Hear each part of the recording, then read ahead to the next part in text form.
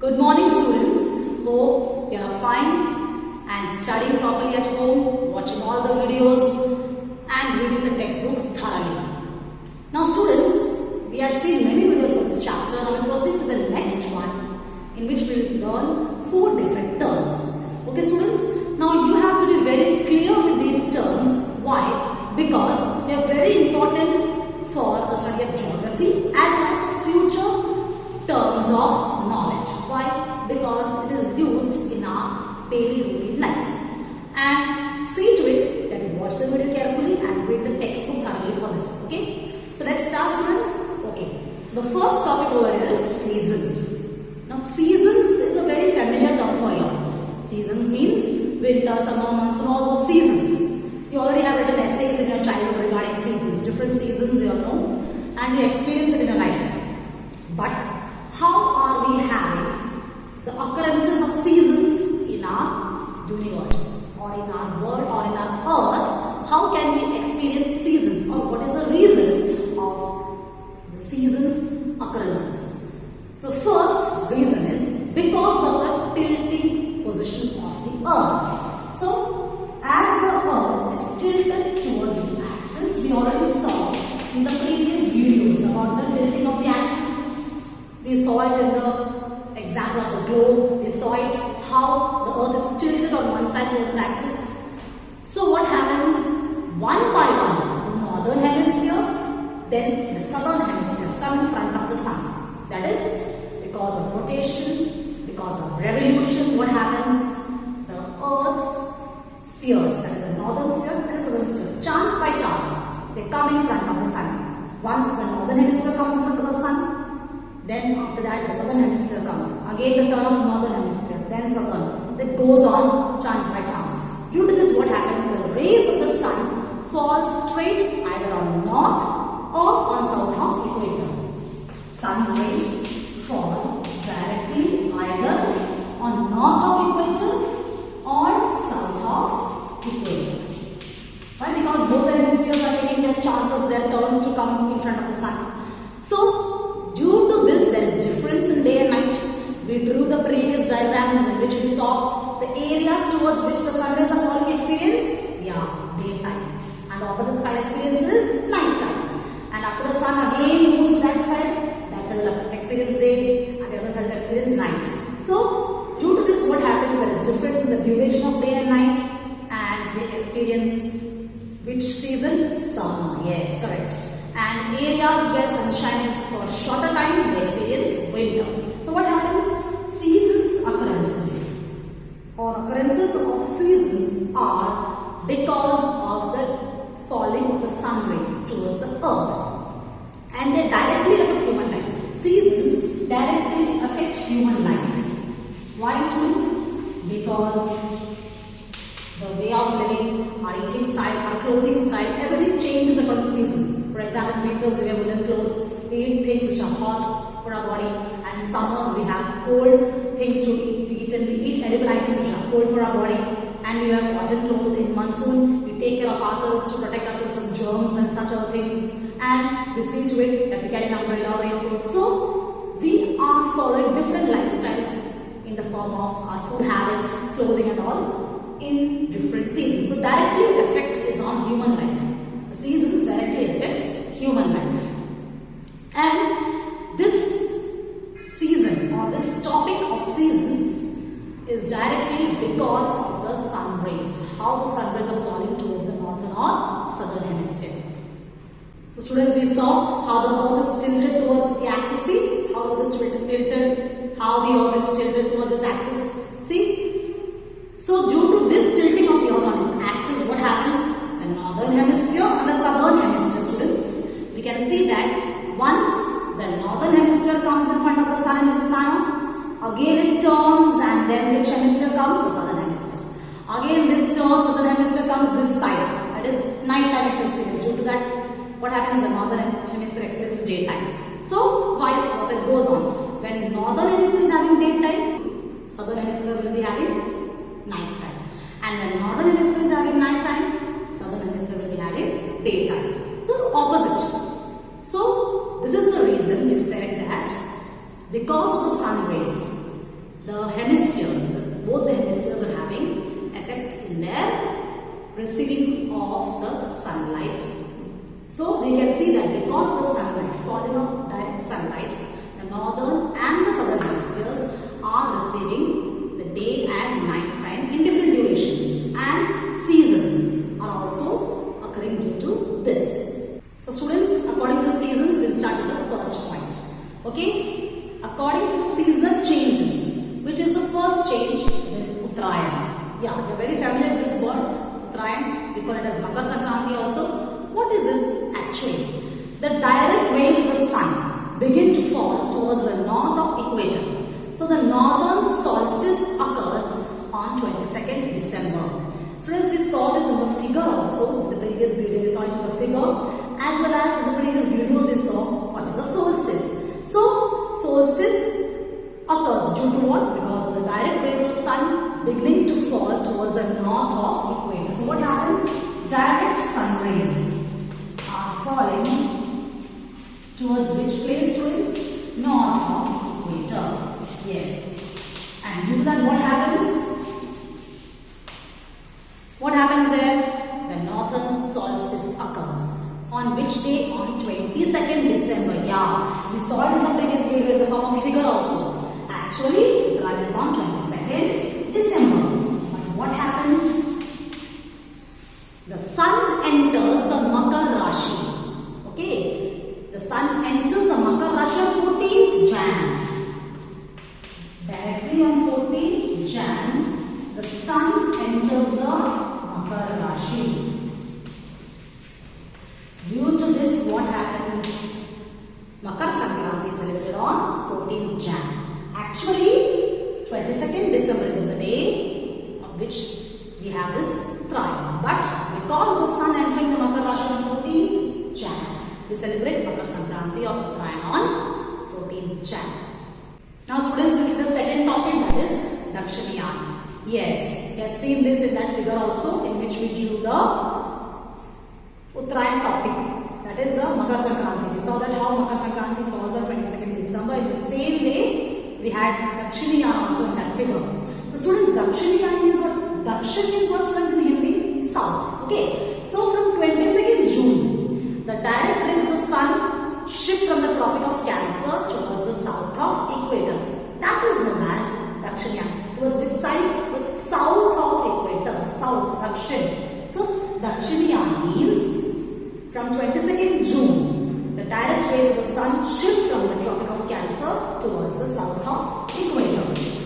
So direct sun rays,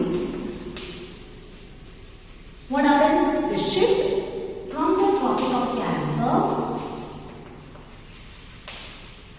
towards which area, students? Towards the south of equator. Yes. So due to this event is known as Dakshinayana. Okay. Dakshin in south means, Dakshin means south in Hindi. Okay. So Dakshinayana means the shifting of the sun rays, direct sun rays, from the Tropic of Cancer towards the south of equator.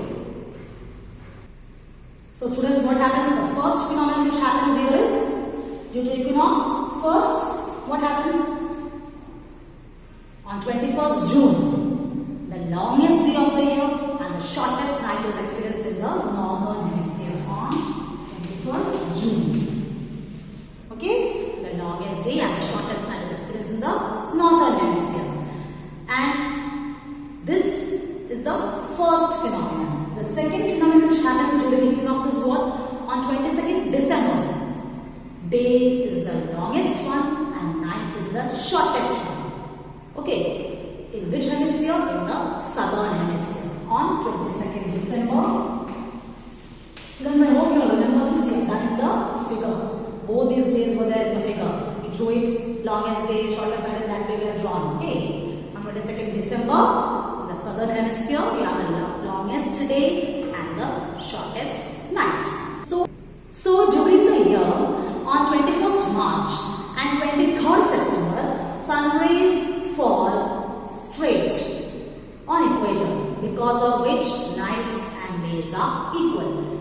This is called equinoxes. Okay, in plural, we'll call it as equinoxes. read the topic here, students. Equinox, we already know. Equinoxes, the plural form is on 21st March and 23rd September, 2 days. 21st March and 23rd September. This also we had a figure. On both these days, what happens? Sun rays fall straight on equator. Due to which what happens? Nights and days are equal. This is known as equinox. The duration of the night is equal. Okay. So during equinox, what happens? From 22nd March onwards, the length of days increases and nights become short. Due to which on 21st June, we have the longest day and shortest night in the year in the northern hemisphere and the southern hemisphere. As the sun moves to the southern hemisphere, what happens? On this day, 22nd December, days are the longest and nights are the shortest in the southern hemisphere. Okay, students? So, students, equinox is a singular term here and equinoxes, the plural form, which what happens? On 21st March and 23rd September. You have the same duration of night and day. Day and night both are equal. Okay, students? The fourth term, students, here is leap year. Yes, students, you are very familiar with this term. We calculated in maths. Let's see how is the leap year formed. Now, already you know, students, 1 year. A year consists of how many days? 365 days. So, we can see that 1 year of our planet Earth is 365 days. Okay. But actually, it's not like that.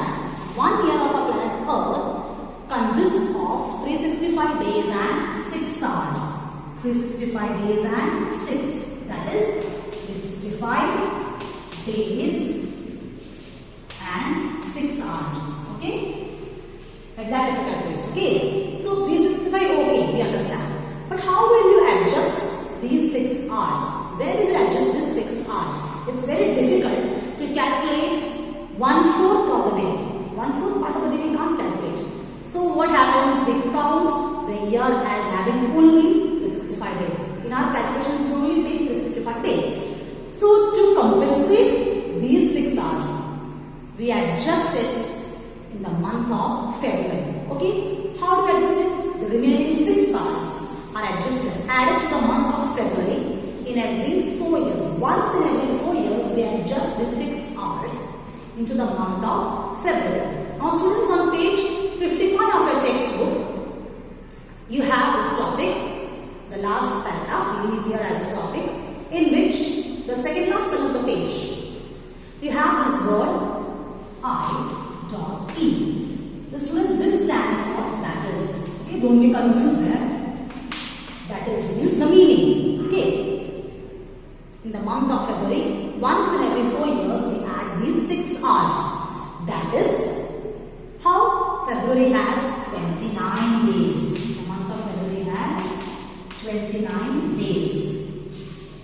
In the year of the leap year, it will have 29 days in place of 28 days. Instead of 28 days, once in 4 years, we will have 29 days. And that year will be known as the leap year. Okay? So normally if you see, February has how many days? 28 days. But after every 4 years, you will have 29 days in February. Example, if we see, students, how can you calculate the examples? For example, 2016, the year 2016. You had 29 days.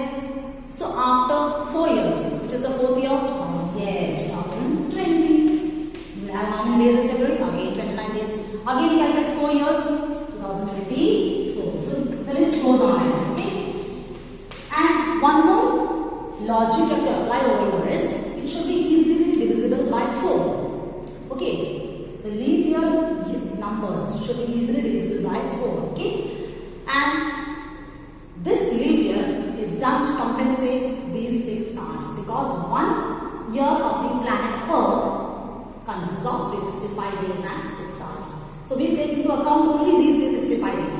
So these 6 hours are added to the month of February once in every 4 years. Okay, students, we continue this topic over here, students. We saw 4 main concepts. The first introductory part was seasons. Okay, how seasons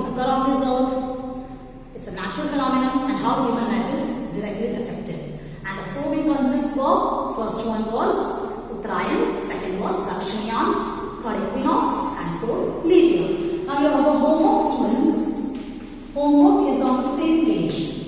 Homework is on page number 55. Activity is given for you. The next second activity, the pink box. The first activity you already done in the figure, so I'm going to repeat it again. Second activity is you have to do it in the textbook itself. Okay.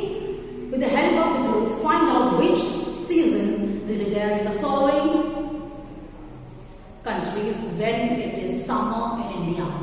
Okay. The countries are America, Australia, Sri Lanka, England, Bhutan, and Brazil. So it is with the help of the group to find out which season will be there in the following countries when it is summer in India.